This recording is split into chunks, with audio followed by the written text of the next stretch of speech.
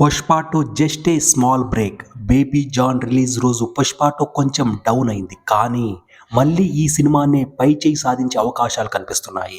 Pushpa two cinema రెండో weekend తర్వాత తెలుగు రాష్ట్రాల్లో అలాగే మిగతా దక్షిణాది రాష్ట్రాల్లో బాగా స్లో అయిపోయింది. కానీ ఉత్తరాదిన మాత్రం దాని దూకుడు మామూలుగా లేదు. కొత్త సినిమా రిలీజ్ అయినట్లుగా మూడో వారంలో కూడా ఆ సినిమా థియేటర్ల జనాలతో కలకలలాడాయి. అయితే బుధవారం మాత్రం ఈ సినిమా కొంచెం నెమ్మదించింది. అందుకు కారణం బాలీవుడ్లో ఓ సినిమా భారీ అంచనాలతో విడుదల కావడం.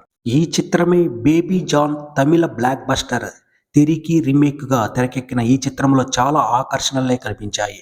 వరుణ్ ధావన్ లాంటి ఫామ్లో ఉన్న హీరో, తొలిసారి హిందీ చిత్రంలో నటించిన కీర్తి సురేష్, తమన్ సంగీతం, మాస్ ప్రోమోలు ఇలా ప్రేక్షకుల దృష్టిని ఈ చిత్రం బాగానే ఆకర్షించినట్లు కనిపించింది. కానీ ఈ సినిమాకు ఆశించిన టాక్ మాత్రం రాలేదు. సగటు మసాలా చిత్రంగా దీన్ని చెబుతున్నారు విశ్లేషకులు, ప్రేక్షకులు. పుష్ప టూ కోసం రూరల్ ఏరియాల్లో ఇప్పటికీ జనం ఎగబడుతున్నారు. క్రిస్మస్ వీకెండ్లో ఈ సినిమా వసూళ్లు కుమ్మేయబోతున్న సంకేతాలు కనిపిస్తున్నాయి. పుష్ప లాంటి రన్ చూసి ముందే బేబీ జాన్ టీంలో ఆందోళన కనిపించింది. అయితే ఈ సినిమా రిలీజ్ అయ్యే టైంకి పుష్ప టూ జోరు తగ్గుతుందనుకున్నారు. తమ సినిమా కంటెంట్ను నమ్మారు. కానీ ఇప్పుడు ఈ చిత్రానికి డివైడ్ టాక్ వచ్చింది.